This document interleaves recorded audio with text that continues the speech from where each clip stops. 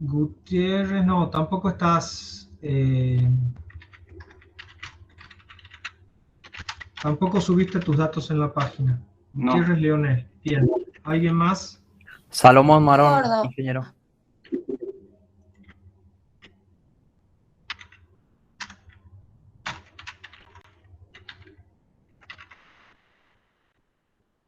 Bien. Y Córdoba, Jacqueline. Tampoco.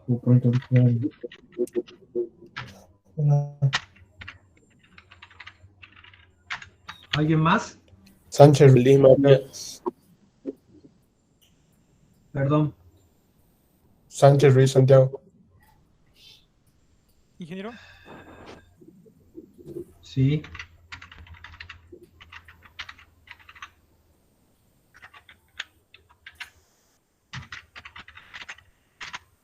Sí, ¿quién habla? ¿Quién me habla? Ingeniero. Matías.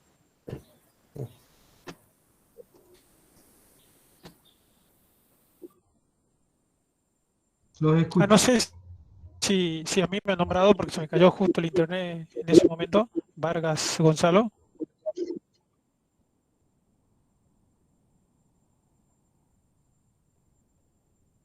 No, no estás anotado tampoco. ¿Con B larga o B corta Vargas?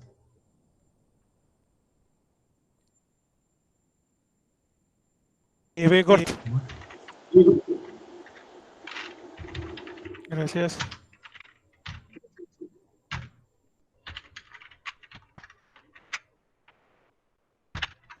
¿Alguien Ingeniero más? Luis Sí. Matías.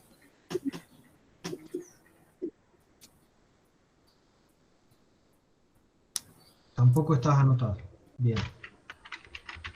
Yo me inscribí hoy a la mañana en la FACET. No sé cuándo será la lista. Todavía, mira, yo acabo de bajar la lista de la FACET y tu inscripción no impactó. Bueno, tal vez en un rato. ¿Alguien más? Barrio Nuevo, Agustín, ingeniero. Barrio Nuevo, Agustín. Barrio Nuevo, Agustín. Bien.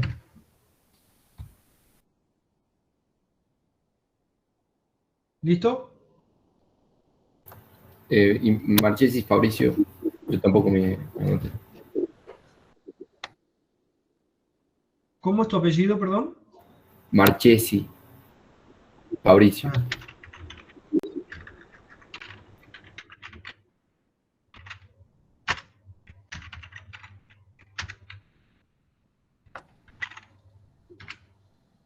Bueno. Ingeniero, yo tampoco estoy. Yo soy Decime tu Serafino nombre. Raúl. Serafino con S.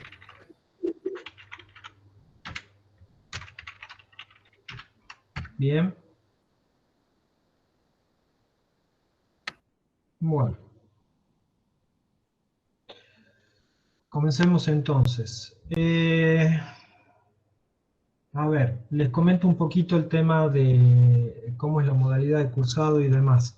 Si bien todavía seguimos con la modalidad virtual, pero bueno, vamos a empezar a hacer algunas cuestiones presenciales, sobre todo los parciales. Eso les voy comunicando desde ya, así se vayan organizando. Los chicos que no son de la provincia o que están lejos, tienen las fechas preestablecidas de parciales, entonces, para que contemos con su presencia. Las clases son virtuales, clases teóricas y clases prácticas, de las cuales las clases prácticas yo les voy a tomar asistencia, o sea, se les toma asistencia en todas las clases, pero ustedes, en las condiciones de cursado, está establecida la obligatoriedad de participar en las clases prácticas y de tener una asistencia de por lo menos el 80%. Eso significa que ustedes no podrían tener más de 3 faltas en las clases prácticas. Eso les voy aclarando. Por otro lado, las clases de laboratorio, tanto presenciales como virtuales, junto con las clases de soft, son obligatorias. Entonces, por favor, vayan controlando con el cronograma que nosotros oportunamente subimos a la página, para agendar esas fechas, ya sea de manera virtual o de manera presencial, pero para que estén presentes y no, bueno, poder cumplir con ese requisito. Un comentario que no quiero dejar de hacer. Necesito que todos, no revisé la lista de los datos que ustedes subieron, pero para que todo esto sea más fácil de gestionar de manera virtual, todos tienen que tener un correo de Gmail. Entonces, el que no los tenga, por favor, lo habilita. Así nosotros podemos hacer un listado de invitaciones y demás, y próximamente enviamos tanto las invitaciones para los parciales, no en este caso, pero las invitaciones para las clases y los laboratorios las podemos enviar por mail, y ya directamente pueden acceder a la clase sin necesidad de estar esperando que yo los admita. Entonces, los que no tengan un correo Gmail, por favor traten de habilitarlo y brindarlo en la página de datos que está habilitada para tal fin. No dejen de anotarse, las asistencias se cuentan a partir de hoy, tengan eso en claro, y sobre todo tengan en cuenta que en la cátedra premiamos la responsabilidad. Entonces, a fin de cuatrimestre, cuando ya estemos con las notas finales, la asistencia a clases prácticas, la asistencia perfecta a clases prácticas y a clases de laboratorio y demás, se premia con un incremento en la nota. O sea, tiene su recompensa. Respecto a la modalidad de cursado, o a la modalidad de examen, calculo que el ingeniero Pagani les tiene que haber comentado algo, pero se toman dos parciales. El primer parcial abarca el tema 1 hasta el tema 5, corresponde al práctico 1 hasta el práctico número 4. El parcial tiene dos partes, una parte teórica y una parte práctica. La parte teórica es, se toman 2 o 3 preguntas teóricas para resolver, para desarrollar, y luego se toma la parte práctica a continuación de esa porción, de esa parte del examen, que es a libro abierto. Eso no significa que ustedes puedan venir sin haber estudiado nada, porque suele ser un fracaso, o sea, no se confíen en el hecho de que es a libro abierto. Para poder acceder a la promoción, es necesario que ustedes saquen una nota de 6 o más, como mínimo, en el parcial. Y luego tienen que tener un promedio 8 para poder acceder a la promoción. La tercera parte de la materia, que corresponde a los temas 8, 9 y 10, sí, mal no digo 8, 9 y 10, se evalúa con un trabajo integrador.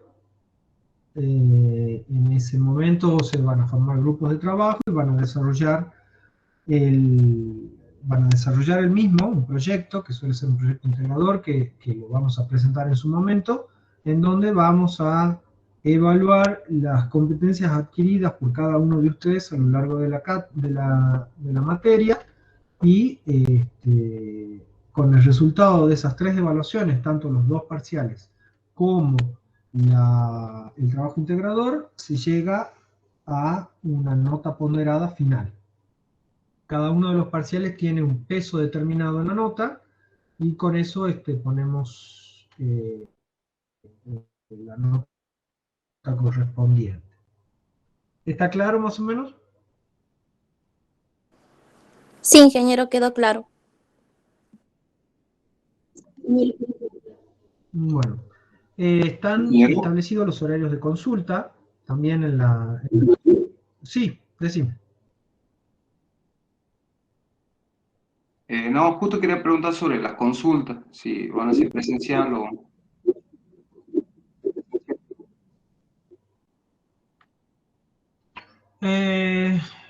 No hay nada establecido a tal fin. Yo voy a ver si nos permiten hacer consultas presenciales, porque las aulas tienen que estar habilitadas. Entonces, voy a hacer la consulta.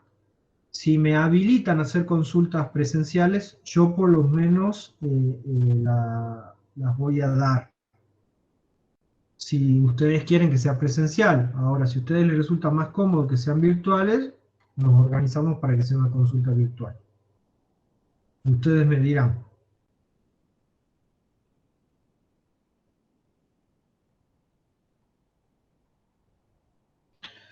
Bueno, los horarios de consulta están preestablecidos. En el caso de que sean consultas virtuales, lo que les pedimos como cátedra es que nos manden un mail, nos manden un mensaje de WhatsApp o algo por el estilo, de alguna forma, para que nos conectemos, porque realmente es fastidioso estar frente a la máquina y que no aparezca nadie.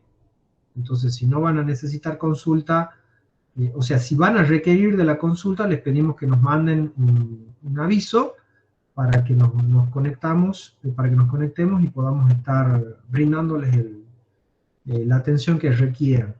En mi caso en particular, yo no tengo inconveniente. Si necesitan una consulta de hora, nos ponemos de acuerdo y lo hacemos sin problemas. Les recomiendo que resuelvan los trabajos prácticos, que los vayan desarrollando, que vayan viendo cada uno de los problemas que se plantean. En general los parciales están basados en los trabajos prácticos, entonces si ustedes resuelven la totalidad de los ejercicios de los trabajos prácticos a conciencia, y cuentan con esa documentación en el momento del parcial, si lo conocen, tanto al trabajo práctico como al práctico resuelto que la cátedra les brinda, no van a tener inconvenientes en el parcial, porque los parciales suelen ser muy parecidos a los problemas que se plantean en el trabajo práctico. Nosotros en el trabajo práctico en sí tratamos de englobar todas las situaciones que puedan llegar a producirse, entonces tienen problemas que abarcan todas esas situaciones. Y si ustedes resuelven, y me creen que resolviendo el trabajo práctico a conciencia, van a llegar bastante bien al parcial y vamos a tener gratas sorpresas todos. Nosotros como cátedra queremos que la mayoría de ustedes pueda llegar a la promoción, y si no es así, por lo menos que lleguemos a regularizar. Es nuestra intención como cátedra. Pero somos exigentes en la hora de la evaluación y de la corrección, porque ustedes son futuros profesionales y ya están en la mitad de la carrera. Entonces es un punto importante en donde vamos a tratar de enseñarles a trabajar más como profesional que como alumno. Entonces, por tal motivo, en el caso de la presentación de los trabajos prácticos, requerimos que sea prolijo, legible, igual con los parciales. Les recomiendo que al que no sea prolijo o al que tenga fea caligrafía, que practique y se esmere, porque eso también suma a la hora de la corrección. Bueno, ¿estamos, chicos? Ingeniero, ¿te puedo hacer una consulta? Sí. ¿Los prácticos son individuales? Los prácticos son individuales, sí señor. Lo que yo no estoy seguro si es que se habrá modificado, pero creo que en este cursado no se exige la presentación de trabajos prácticos. Nosotros dictamos la materia los 2 semestres. En este semestre no exigimos la presentación de trabajos prácticos. No estoy seguro, tengo que confirmarlo en las condiciones. Pero en el caso de que tengan que presentarlos, por favor, tengan en cuenta lo que les acabo de decir. Los van a mandar por mail, entonces tienen que escanearlo, tiene que ser legible, tiene que ser ordenado. Es una recomendación que les tomo, o sea, cuando tengan que resolver una ecuación, no me pongan, y soy literal con lo que les digo, no me pongan sol de la calculadora igual a 8. Desarrollen las expresiones, justifiquemos de dónde salen los valores y hacia dónde queremos llegar, como para que cuando yo tenga que corregir sepa si se confundieron, a dónde se confundieron. Y si lo hicieron bien, esté seguro de que ustedes, o sea, de que es desarrollo de ustedes y no que copiaron el resultado de algún lado. ¿Estamos? Bien. Si no hay más consultas de estas generalidades, comencemos con el trabajo práctico. En esta clase vamos a desarrollar el trabajo práctico número 1, que corresponde al tema 2 y trata de las propiedades elementales de los suelos.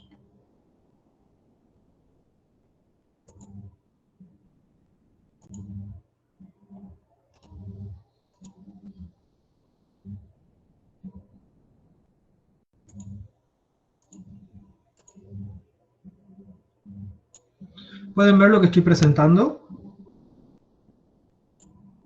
Sí, ingeniero. Ingeniero, disculpe. En el caso que no haya que presentar los prácticos, ¿nos van a brindar las respuestas para ver si lo que hicimos está bien? Para ir viendo más o menos. No. Lo que yo sí te brindo es la posibilidad de que vayas a consulta y ahí en la consulta te diré acá está bien, acá está mal. O sea, la consulta es la oportunidad que tengo yo de conocerte. Y de que conversemos y de que veamos y de que demuestres cómo es tu desempeño durante el cursado. Entonces no tengo ningún problema en que durante la consulta veamos todo el trabajo práctico sin distinción de... A ver, en el caso de que la presentación del trabajo práctico sea obligatoria, yo te voy a asignar 2 problemas para que resuelvas, de la totalidad. Eso no quiere decir que vos no puedas hacerme consulta de absolutamente todo. ¿Está claro? Ok, perfecto, ingeniero. Pero no te voy a dar los trabajos resueltos ni los resultados finales. Eso lo hacemos en consulta. Ok. Bien.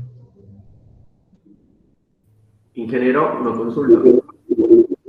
Diga. Los enunciados del trabajo práctico de los trabajos prácticos están en la parte de cátedras. ¿Cómo? Los enunciados de los trabajos prácticos. ¿Están en la página, en la página web? Sí, ahora les voy a mostrar.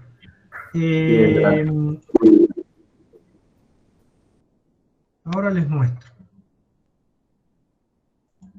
Ustedes en la página web tienen el enunciado del trabajo práctico. ¿Lo ven ahí? Trabajo práctico número 1, tema 2, propiedades elementales de los suelos, problema 1, problema 2, 3, 4. Este trabajo práctico en particular tiene 13 problemas para resolver. Esto está habilitado para que ustedes lo descarguen en la página web de la materia. Tienen todos la dirección de la página web y la clave de acceso, ¿verdad? Sí. Perfecto. Una vez que ustedes entran, en material de cátedra tienen disponible el trabajo práctico correspondiente. Y también tienen disponible una parte, un anexo que se llama problemas resueltos. En el trabajo práctico problemas resueltos tienen una serie de problemas resueltos, valga la redundancia, en donde está hecho el paso a paso de cada uno de esos temas y cómo se va a encarar la resolución. Recomiendo que vean el trabajo práctico resuelto a conciencia, porque muchas veces los problemas que se plantean en los parciales están basados en estos trabajos prácticos resueltos. Yo ahora lo que vamos a hacer es trabajar sobre los problemas del trabajo práctico propuesto, porque ya tienen el trabajo práctico resuelto. Y en este tema en particular no es, o sea, es un tema amistoso para trabajar, entonces prefiero concentrarnos en lo que es el trabajo práctico propuesto. A los fines de que comencemos con la con el tema en sí, les voy a mandar este pequeño resumen que hice de las propiedades índices, que es el tema que queremos ver ahora. Cuando nosotros hablamos de suelo, el suelo en geotecnia o en ingeniería civil, se trata de estudiar el suelo como material, porque nosotros lo que fundemos lo hacemos sobre suelo. Entonces, por ende, no importa todo lo que pongamos arriba, también tenemos que calcular todo lo que pasa abajo. ¿Entienden eso, verdad? Sí, el señor. suelo, Sí. perfecto. El suelo, en estado natural, es un material que tiene 3 fases. O es un sistema, o es un, para decirlo de otra forma, es un medio poroso y está formado por 3 fases. ¿Cuáles son las fases que tiene el suelo? El suelo está formado por una fase sólida, una fase líquida y una fase gaseosa. Lo que nosotros ahora tratamos de hacer es estudiar las propiedades índice. ¿Para qué? Porque de esa forma podemos describir las características. Y describir las características físicas que tiene ese suelo para poder diferenciar un mismo suelo de otro. Por ejemplo, una arcilla que puede haber en el río Salí con una arcilla que puede haber en Mendoza. Los dos son arcillas, pero el comportamiento que va a tener va a ser diferente, dependiendo de estas ciertas características que vamos a determinar, que son esas propiedades índices. También, con estas propiedades podemos determinar las condiciones, o sea, el estado en el que se encuentra ese suelo. Si el suelo está denso, si está suelto, si está húmedo, si está saturado, si está seco, que también influyen en el comportamiento. Y también, como lo dice acá, el comportamiento físico nos va a permitir, o sea, el estudio de las propiedades nos va a permitir poder analizar cuál sería el comportamiento físico de ese tipo de suelo. Acá en este espacio vemos, en este dibujito que tenemos acá, es una partícula de suelo, en la cual tenemos, o sea, perdón, es un corte de suelo, en la cual tenemos las partículas de suelo que formarían la matriz sólida del mismo. Dentro de esa matriz sólida tiene espacios intergranulares que pueden estar llenos de agua y de aire. Entonces, habíamos dicho que el suelo tiene 3 fases. Esas fases son la fase sólida, que está formada por las partículas minerales del suelo, incluida el agua absorbida, que forma parte, digamos, de la partícula esa mineral. Pero nosotros, a los fines de ir haciéndonos una idea, vamos a decir que la partícula, o sea, la fase sólida está formada íntegramente por las partículas del suelo. Luego tenemos la fase líquida, que ocupa los intersticios entre esas partículas sólidas, que generalmente es agua. Puede haber algún otro líquido, pero en general se trata de agua. Y tenemos la fase gaseosa, que comprende todo el aire que puede estar ocluido también en esos intersticios. Tanto la fase líquida como la fase gaseosa forman el volumen de vacíos, y la fase sólida constituye el volumen de sólidos. Entonces, si analizamos una porción de suelo de una forma un poco más esquemática, podemos ver que en el volumen total del suelo tenemos presente 3 fases: una fase sólida, una fase líquida y una fase gaseosa. Si lo analizamos desde el punto de vista volumétrico, las 3 fases conforman un volumen total. A su vez, ese volumen total puede distinguirse entre un volumen de vacíos y un volumen de sólidos. Y el volumen de vacíos está formado por el volumen que ocupa el aire y el volumen que ocupa el agua dentro de los intersticios de las partículas sólidas. Si lo analizamos desde el punto de vista gravimétrico, esta porción de suelo pesa o tiene una masa total o un peso total. A su vez, ese peso total está formado por el peso de las partículas sólidas más el peso del agua más el peso del aire. Nosotros, a los fines de los cálculos que vamos a llegar a efectuar, despreciamos el peso del aire, entonces podemos decir que el peso de los vacíos está formado solamente por la cantidad de agua que esté alojada en los intersticios de las partículas de sólido. A su vez, tenemos condiciones particulares como para analizar este sistema multifásico. Si el suelo, o sea, si el volumen de vacíos estuviese absolutamente lleno de agua, o sea, no tengo volumen de aire, estaría ante una condición como ¿saturado? saturada, exacto. Estamos ante una condición saturada. ¿Y el sistema trifásico se transformó en qué? En bifásico. En bifásico. Solamente tengo dos fases, una fase sólida y una fase líquida. Si el suelo estuviera absolutamente seco, ¿qué es lo que pasaría? Tiene solo aire en los vacíos. Tiene solamente aire en los vacíos y vuelvo a una condición bifásica, en donde tengo el volumen de sólidos ocupado por la partícula de suelo y el volumen de vacíos ocupado solamente por el aire alojado en los intersticios. ¿Está claro? Una vez que nosotros tenemos en cuenta este esquema de distribución de fases de un suelo, podemos empezar a definir todas las propiedades índices que existen en el suelo.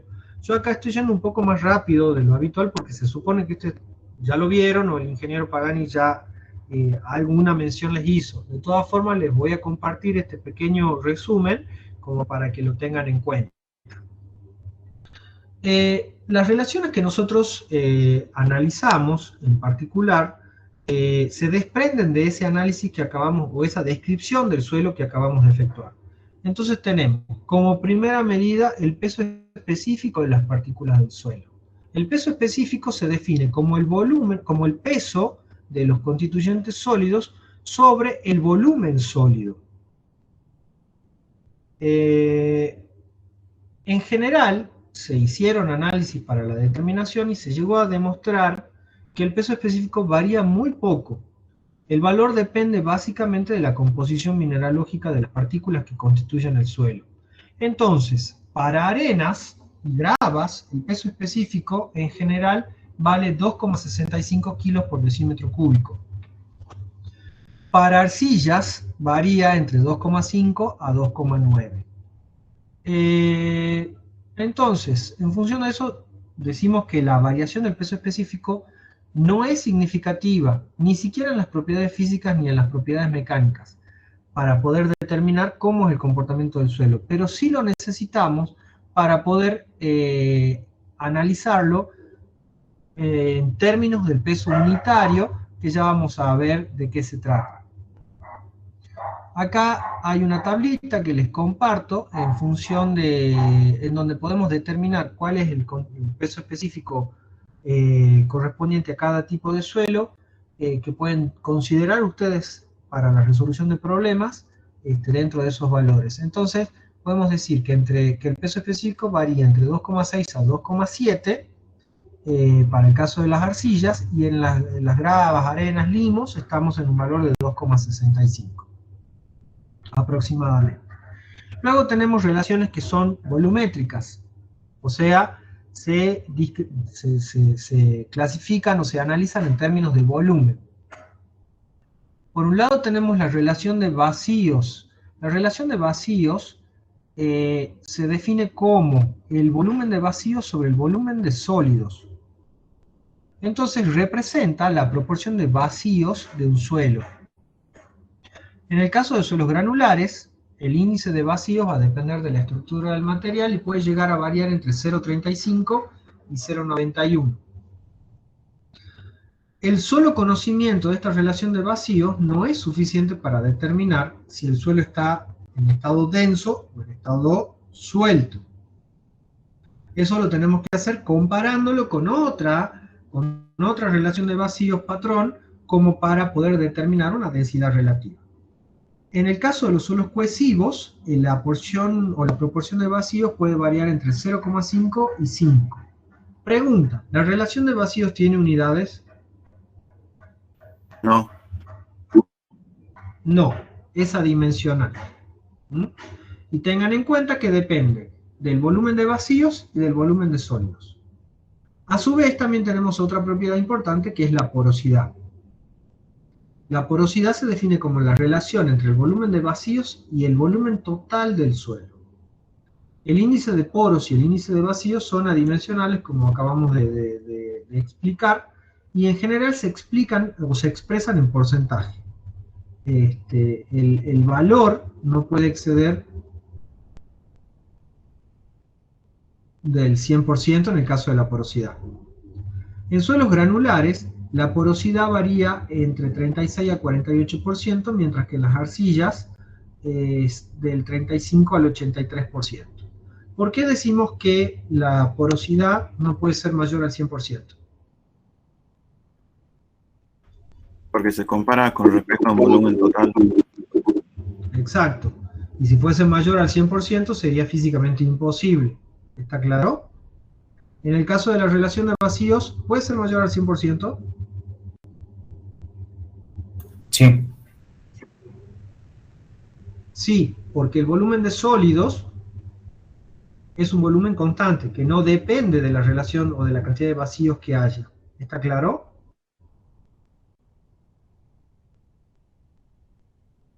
Sí, bueno, si no está claro ahora, después lo van a terminar de entender. Ambas propiedades, relación de vacío y porosidad, son parámetros adimensionales y en general la porosidad también se expresa en porcentaje. Entonces fíjense acá que yo les hago una distinción y les pongo que la relación de vacíos vincula el volumen de vacíos con una magnitud constante que es el volumen de sólidos. Entonces, cuando nosotros tenemos una porción de suelo, una masa de suelo sometida a una carga a lo largo del tiempo, si la muestra se deforma, ¿qué pasará? La deformación va a quedar expresada con la variación de la relación de vacíos en el tiempo. Es muy importante que ustedes lo tengan en cuenta, no que lo entiendan ahora, pero que lo tengan en cuenta para poder entender un tema muy importante y colador de esta materia, que es el fenómeno de consolidación. Lo que les estoy diciendo es, si yo tengo una porción de suelo, sabemos que en esa porción de suelos tengo un volumen de sólidos y un volumen de vacíos.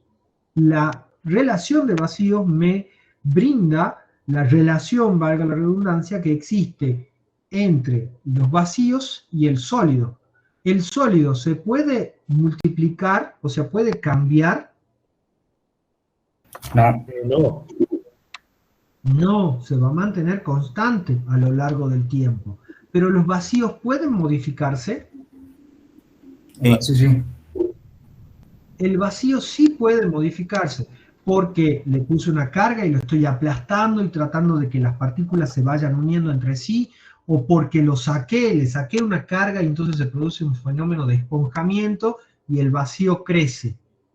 Entonces, es muy importante lo que les resalto acá. Una masa de suelo que está sometida a una carga a lo largo del tiempo, si la muestra experimenta deformaciones, quedará expresada con la relación de vacíos en el tiempo. Es muy importante que entiendan el fenómeno físico que les estoy haciendo referencia. Por el contrario, la porosidad relaciona el volumen de vacíos con el volumen total. Entonces, si la muestra se deforma, los dos términos, tanto la relación de vacíos como el volumen total, van a variar en el tiempo. ¿Entienden por qué los dos varían en el tiempo?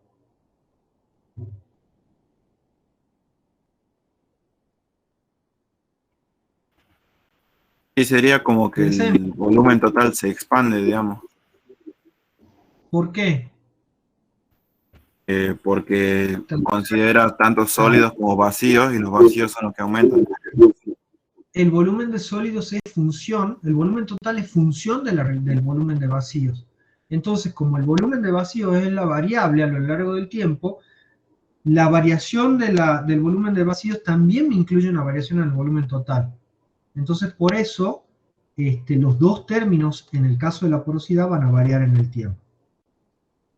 Tanto la relación de vacíos como la porosidad pueden expresarse o relacionarse una con la otra. Entonces, si ustedes trabajan un poco algebraicamente con las definiciones de ambas, van a llegar a que la relación de vacíos es igual a la porosidad sobre 1 menos la porosidad, y la porosidad es igual a la relación de vacíos sobre 1 más la relación de vacíos.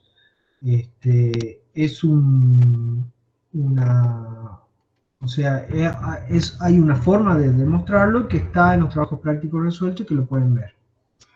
Acá también les pongo valores de relación de vacíos como para que tengan en cuenta, para el caso de arenas bien graduadas y arenas de tamaño uniforme, y también en el caso de los suelos arcillosos, en donde en los suelos en el caso de las arenas hay una mayor influencia gravimétrica en las propiedades. Entonces las relaciones de vacío son un poco más, digamos, están un poco más controladas y el ámbito de variación es menor. En el caso de las arcillas, como prevalecen los fenómenos electroquímicos, las estructuras de formación del suelo puede variar significativamente. Por lo tanto, el ámbito de variación de la relación de vacíos es mucho mayor, mucho más variable. Fíjense que los parámetros o los valores que estamos hablando varían entre 0,55 a 5. Luego tenemos otra propiedad que es el grado de saturación, que relaciona o expresa la relación de vacíos ocupada por el agua. Entonces se define como la relación porcentual del volumen de agua en el elemento y el volumen de vacíos. Entonces, si el volumen de agua es igual al volumen de vacíos, quiere decir que el grado de saturación es igual a 1 o al 100%. ¿Qué quiere decir eso? El suelo se encuentra saturado. ¿Cómo? Saturado. Si la relación de vacíos es igual a 0, ¿qué significa? Seco. Que el suelo está seco. En ambos extremos estamos hablando de condiciones bifásicas de suelo. Y si la relación de vacíos es mayor a 0 o está entre 0 y 100, ¿qué significa? Que está parcialmente saturado. Exacto, existe un contenido de agua, existe una cantidad de agua en las partículas del suelo, lo que hace que el suelo esté parcialmente saturado o esté húmedo. Que es en la mayoría de los casos, o sea, en la naturaleza los suelos es muy difícil encontrarlos secos a los suelos, siempre tienen un contenido de humedad.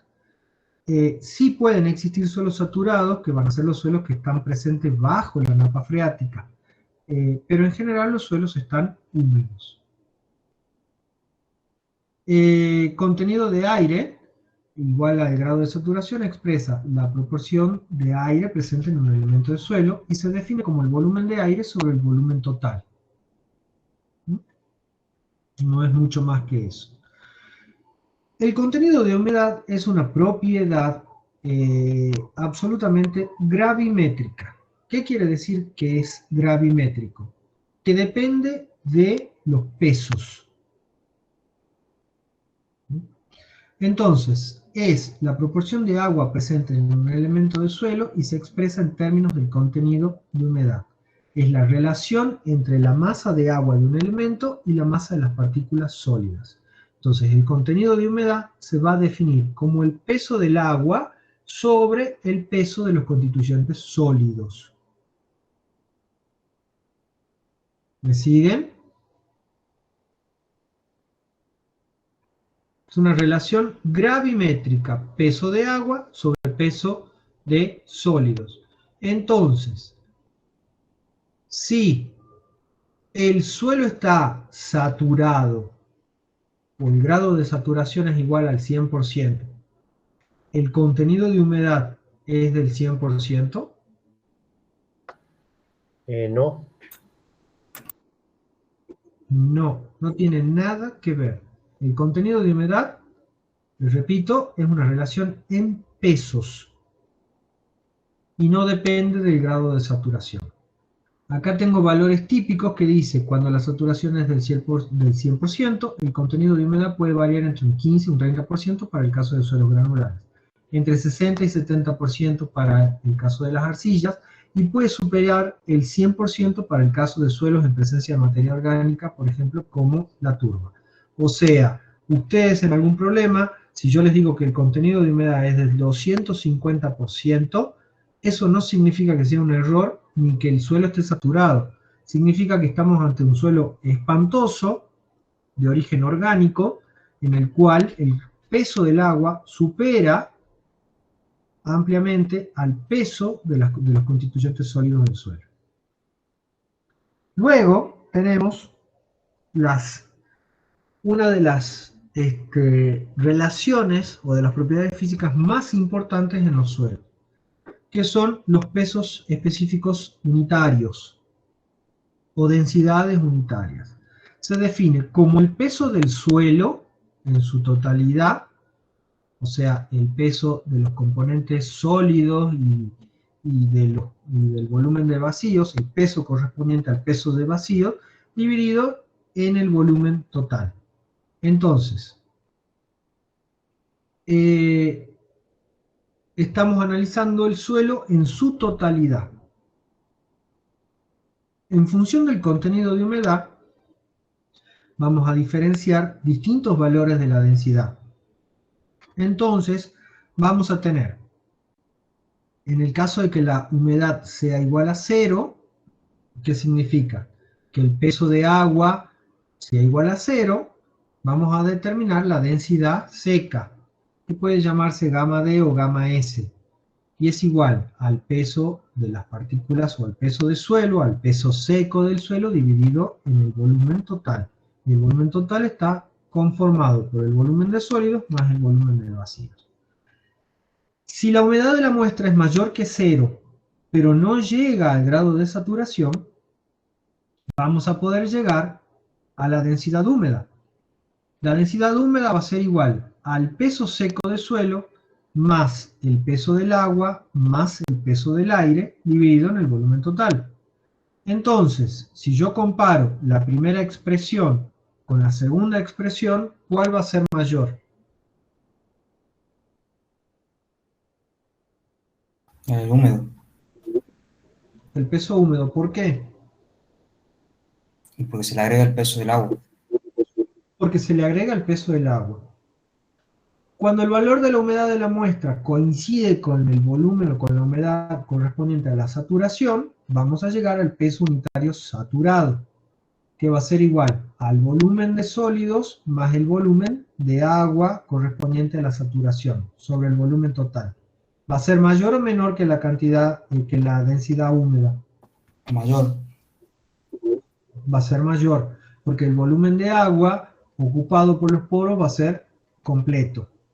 Entonces, podemos determinar una relación en la cual, para un mismo volumen total, y para un mismo suelo, el peso seco es el menor de los valores unitarios que podemos llegar a tener, y el peso saturado es el mayor. Entre medio de los dos podemos tener la densidad húmeda.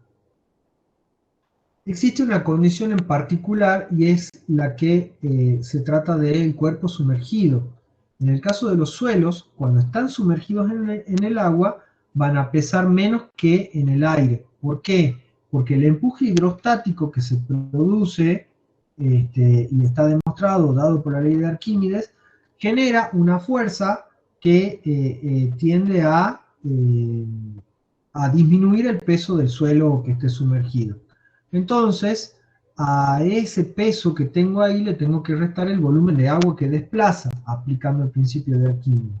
Entonces podemos hablar de una densidad saturada sumergida que va a ser igual a la densidad saturada menos la densidad del agua.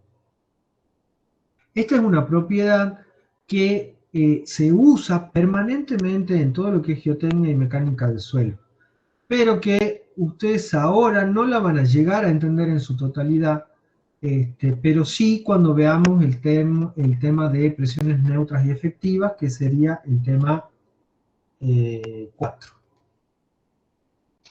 Pero tengan presente, densidad saturada sumergida o peso unitario saturado sumergido es igual al peso saturado menos la densidad del agua. Por último, y para terminar esta parte, tenemos la densidad relativa. Nosotros cuando yo les había hecho mención hace un tiempito de lo que era la relación de vacíos, les decía que el conocimiento de la relación de un vacío por sí misma no nos da una noción acerca de cómo es o cómo está el suelo respecto a su estado, si está suelto o está solo, o está denso. Entonces, lo que hacemos es determinar la relación de vacíos de un suelo en estado natural frente a parámetros correspondientes a la relación de vacíos para el suelo suelto y para el suelo denso. Tanto para el estado suelto como para el estado denso existen ensayos para la determinación de esos valores de relación de vacíos que se realizan en el laboratorio y se determinan. De esa manera podemos llegar a calcular la densidad relativa de un suelo, que es la relación entre la densidad o la relación de vacíos máxima menos la relación de vacíos en estado natural, dividido entre la diferencia entre la relación de vacíos máxima y la relación de vacíos mínima. Ahora les hago una pregunta. Si yo tengo una relación de vacíos máxima, ¿el suelo estará suelto o estará denso? ¿O a qué estado correspondería la relación de vacíos máxima? ¿A un estado denso o a un estado suelto? A un estado suelto. Exacto. Y si yo quisiera hacer una analogía con el peso unitario de ese suelo, ¿cómo sería? O sea, el peso unitario de un suelo suelto es mayor o menor al peso unitario de un suelo denso.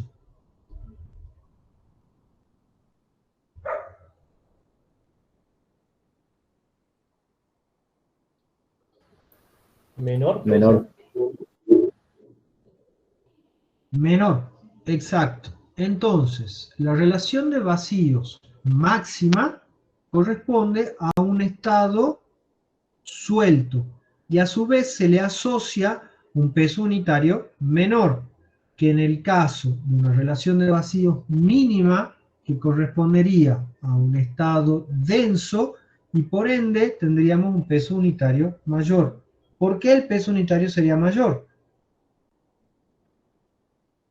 Porque hay menor volumen vacío. Exacto. Tengo más volumen de sólidos. ¿Estamos? Bien. Con esta relación o densidad relativa se puede clasificar a los suelos granulares de acuerdo a esta tablita. Entonces, por ejemplo, un estado muy suelto, vamos de 0 a 15, y un estado muy denso entre 80 a 100. Con esto hemos hecho un breve repaso, muy rápido, pero espero que les haya servido, acerca de todas las propiedades elementales de los suelos y más que nada enfocado al significado de cada una de ellas como para poder llegar a comprenderlas un poquito mejor. ¿Estamos? Yo esto les voy a compartir para que lo tengan, lo vamos a subir en la página, así puedan acceder y tenerlos también. Pero es un breve resumen.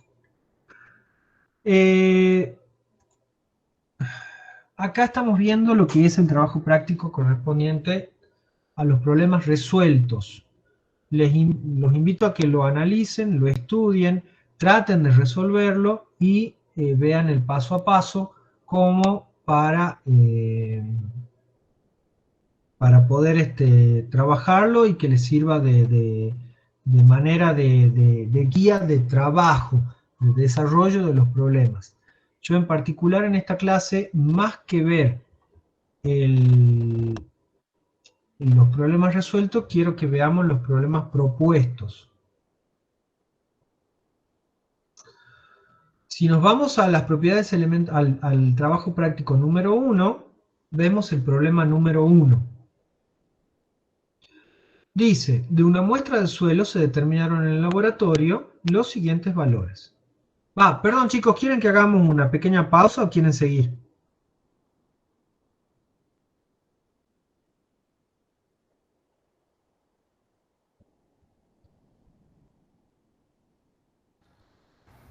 Podemos hacer una pausa. Como ustedes quieran. Si quieren una pausa de 10 minutos, no hay problema. Sí, Jero. Bueno, hacemos una pausita de 10 minutos y los espero, son las 5.